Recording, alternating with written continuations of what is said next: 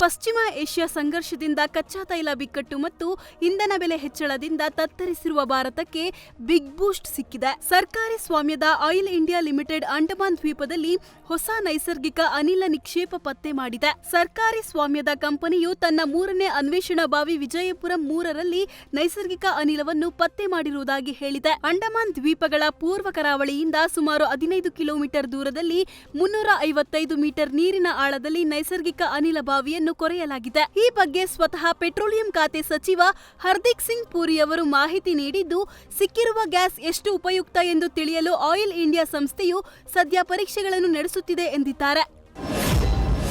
Railway ಪ್ಲಾಟ್ಫಾರ್ಮ್ನಲ್ಲಿ ರೈಲಿನ ಬೋಗಿಗಳು 2 ಭಾಗವಾಗಿದ್ದು, ಸದ್ಯ ಯಾವುದೇ ಪ್ರಾಣಾಪಾಯ ಸಂಭವಿಸಿಲ್ಲ. ಪಂಜಾಬ್ನ ಲುಧಿಯಾನ ರೈಲು ನಿಲ್ದಾಣದಲ್ಲಿ ಈ ಘಟನೆ ನಡೆದಿದ್ದು, ದೆಹಲಿ ಶ್ರೀ ವೈಷ್ಣೋದೇವಿ ಛತ್ರ ರೈಲಿನ ಬೋಗಿಗಳು ವಿಭಜನೆಯಾಗಿದ್ದು, ಕೂಡಲೇ ಸ್ಥಳಕ್ಕೆ ಬಂದ ರೈಲ್ವೆ ಅಧಿಕಾರಿಗಳು ಅದನ್ನು ಸರಿಪಡಿಸಿದ್ದಾರೆ.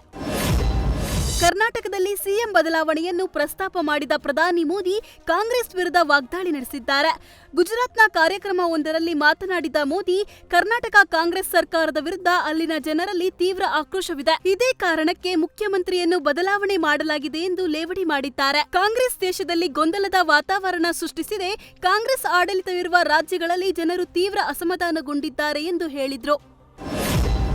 ಕೇರಳದಲ್ಲಿ ಮುಂಗಾರು ಮಳೆ ಅಬ್ಬರ ಮುಂದುವರೆದಿರುವ ನಡುವೆ ಕಾಸರಗೋಡು ಜಿಲ್ಲೆಯ ಕಾನ್ಯಂಗಾಡ್ ಯುಬಿಎಂಸಿ ಶಾಲೆಯ ಕಾಂಪೌಂಡ್ ಗೋಡೆ ಭಾರೀ ಮಳೆಯಿಂದ ಕುಸಿದಿದೆ. ಗೋಡೆ ಕುಸಿಯುವ ಭೀಕರ ದೃಶ್ಯ ಸಿಸಿಟಿವಿ ಕ್ಯಾಮೆರಾದಲ್ಲಿ ಸೆರೆಯಾಗಿದೆ. ಊಟದ ವಿರಾಮ ಮುಗಿಸಿ ವಿದ್ಯಾರ್ಥಿಗಳು ತರಗತಿಗಳಿಗೆ ತೆರಳಿದ ಕೆಲವೇ ಕ್ಷಣಗಳಲ್ಲಿ ಗೋಡೆ ಧರೆಗುರುಳಿದ್ದು, ಅದೃಷ್ಟವಶಾತ್ ಯಾವುದೇ ಪ್ರಾಣಹಾನಿ ಸಂಭವಿಸಿಲ್ಲ.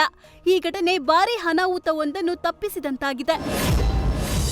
ನವಜಾತ ಶಿಶುವಿಗೆ ಬೆಳಗಾವಿ ಜಿಲ್ಲಾಧಿಕಾರಿ ರೋಷನ್ ಅವರು ನಾಮಕರಣ ಮಾಡಿದ್ದಾರೆ. 2 ತಿಂಗಳ ನವಜಾತ ಗಂಡು ಮಗುವಿಗೆ ಶಾಸ್ತ್ರೋಕ್ತವಾಗಿ ಯತೀನ್ ಎಂದು ಹೆಸರಿಟ್ಟಿದ್ದಾರೆ. ಮಹಿಳಾ ಮತ್ತು ಮಕ್ಕಳ ಅಭಿವೃದ್ಧಿ ಇಲಾಖೆಯ ಜಿಲ್ಲಾ ಘಟಕದಲ್ಲಿದ್ದ ಮಗುವಿಗೆ ಜಿಲ್ಲಾಧಿಕಾರಿ ಹೆಸರಿಟ್ಟಿದ್ದು, ಜಿಲ್ಲಾಧಿಕಾರಿ ಮೊಹಮ್ಮದ್ ರೋಷನ್ ಕಾರ್ಯಕ್ಕೆ ಎಲ್ಲೆಡೆ ಮೆಚ್ಚುಗೆ ವ್ಯಕ್ತವಾಗಿದೆ.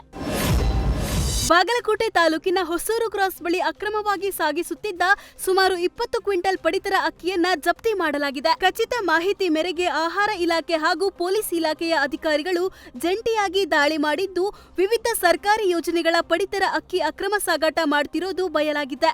ದಾಳಿ ವೇಳೆ 2 ವಾಹನಗಳು ಮತ್ತು 2 ವ್ಯಕ್ತಿಗಳನ್ನ ವಶಕ್ಕೆ ಪಡೆಯಲಾಗಿದೆ. ಬೆಳಗಾವಿಯಲ್ಲಿ ಮತ್ತೊಂದು ಬಹುಕೋಟಿ ವಂಚನೆ ಆರೋಪ ಪ್ರಕರಣಕ್ಕೆ ಸಂಬಂಧಪಟ್ಟಂತೆ ಆದಿತ್ಯರಾಜ್ ಕ್ಯಾಪಿಟಲ್ ಪ್ರೈವೇಟ್ ಲಿಮಿಟೆಡ್ ಸೀಜ್ ಮಾಡಲಾಗಿದ್ದು, 6 ಜನರ ವಿರುದ್ಧ ಕೇಸ್ ದಾಖಲಾಗಿದೆ. ಒಟ್ಟು 211 ಕೋಟಿ ಹಣವನ್ನ 4 ಬ್ಯಾಂಕ್ ಖಾತೆಯಲ್ಲಿ ಜಮಾ ಮಾಡಿದ್ದು, ಸ್ವಯಂ ಕಂಪನಿ ಹೆಸರಿನ ಬ್ಯಾಂಕ್ ಖಾತೆಯಲ್ಲಿ ವರ್ಗಾವಣೆ ಮಾಡಿರೋದು ಬೆಳಕಿಗೆ ಬಂದಿದೆ. ಸಂಸ್ಥಾಪಕ ಸಿಇಒ ಬಾಲರಾಜನ್ ಮಾನೆ ಸೇರಿ 6 ಜನ ವಿರುದ್ಧ ಕೇಸ್ ದಾಖಲಾಗಿದ್ದು, ಕಂಪನಿ ಮಾಲೀಕ ವಿಚಾರಣೆಗೆ ಹಾಜರಾಗದೆ ಗೈರಾಗಿದ್ದಾರೆ. ಸದ್ಯ ಪೊಲೀಸರು ತನಿಖೆ ಮುಂದುವರಿಸಿದ್ದಾರೆ. ವಚನಾನಂದ ಶ್ರೀ ನಿರೀಕ್ಷಣಾ ಜಾಮೀನು ರದ್ದು ಕೋರಿದ ಅರ್ಜಿ ವಿಚಾರಣೆಯನ್ನ ಜೂನ್ 11ಕ್ಕೆ ಮುಂದೂಡಲಾಗಿದೆ. ಸ್ವಾಮೀಜಿಯ ನಿರೀಕ್ಷಣಾ ಜಾಮೀನು ರದ್ದುಪಡಿಸುವಂತೆ ಪೊಲೀಸರು ಕೋರ್ಟ್ಗೆ ಅರ್ಜಿ ಸಲ್ಲಿಸಿದ್ರು. ಸರ್ಕಾರಿ ಅಭಿಯೋಜಕರು ಇಂದು ರಜೆ ಇರುವ ಹಿನ್ನೆಲೆ ಅರ್ಜಿ ವಿಚಾರಣೆಯನ್ನ ಜೂನ್ 11ಕ್ಕೆ ಮುಂದೂಡಲಾಗಿದೆ. ಲಂಚ ಸ್ವೀಕರಿಸುತ್ತಿದ್ದ ಜಿಬಿಎ ಅಧಿಕಾರಿಗಳು ಲೋಕಾಯುಕ್ತ ಬಲೆಗೆ ರೆಡ್ ಹ್ಯಾಂಡ್ ಆಗಿ ಸಿಕ್ಕಿಬಿದ್ದಿದ್ದಾರೆ. GBA AEE Nagabhushan, AE Praveen ಹಾಗೂ ಆರ್ಟಿಐ ಆಕ್ವಿಡಿಸ್ಟ್ ಮಾನ್ಸೂರ್ ಅಲಿ ಬಂಧಿತರು. ಅನಧಿಕೃತ ಕಟ್ಟಡ ನಿರ್ಮಾಣ ಎಂದು ಪರಮೇಶ್ ಎಂಬುವವರಿಗೆ ನೋಟಿಸ್ ಜಿಬಿಎ ಅಧಿಕಾರಿಗಳು ನೋಟಿಸ್ ನೀಡಿ ಹಣಕ್ಕೆ ಬೇಡಿಕೆ ಇಟ್ಟಿದ್ದರು. ಅದರಂತೆ 2 ಲಕ್ಷ ಲಂಚ ಸ್ವೀಕರಿಸುವಾಗ ಲೋಕಾಯುಕ್ತ ಅಧಿಕಾರಿಗಳು ಅವರನ್ನ ವಶಕ್ಕೆ ಪಡೆದಿದ್ದಾರೆ. ಹಳದಿ ಮಾರ್ಗದ ಮೆಟ್ರೋ ಪ್ರಯಾಣದಿಂದ ಜನರ ಆರೋಗ್ಯ ಮಟ್ಟ ಸುಧಾರಣೆಯಾಗಿದೆ ಅಂತ ಐಐಎಸ್ಸಿ ವರದಿ ನೀಡಿದೆ. ಆರ್ವಿ ರಸ್ತೆ ಬೊಮ್ಮಸಂದ್ರ ಹಳದಿ ಮಾರ್ಗದ ಕುರಿತು ಐಐಎಸ್ಸಿ ಸಮಗ್ರ ಅಧ್ಯಯನ ಮಾಡಿದೆ. ಇದು ಸಾರ್ವಜನಿಕರ ಪಾಲಿಗೆ ಆರೋಗ್ಯದ ಸಂಜೀವಿನಿ ಅಂತ ಐಐಎಸ್ಸಿ ವರದಿ ನೀಡಿದೆ. ಅಧಿಕ ರಕ್ತದೊತ್ತಡ, ಮಧುಮೇಹ, ಉಸಿರಾಟ ಸಮಸ್ಯೆಗಳಿಗೆ ದೈಹಿಕ ನಿಷ್ಕ್ರಿಯತೆ ಪ್ರಮುಖ ಕಾರಣ ಅಂತ ಹೇಳಲಾಗ್ತಿದೆ. ಮೆಟ್ರೋ ಬಳಕೆಯಿಂದ ವಾರಕ್ಕೆ 50 ರಿಂದ 75 ನಿಮಿಷ ಹೆಚ್ಚುವರಿ ದೈಹಿಕ ಚಟುವಟಿಕೆ ಸಾಧ್ಯ. ಮೆಟ್ರೋ ಬಳಕೆಯಿಂದ ಮಾನಸಿಕ ಒತ್ತಡ, ಆಯಾಸ ಕಡಿಮೆಯಾಗಲಿದ್ದು, ಜೊತೆಗೆ ಗಾಳಿಯ ಗುಣಮಟ್ಟವೂ ಏರಿಕೆಯಾಗಿದೆ.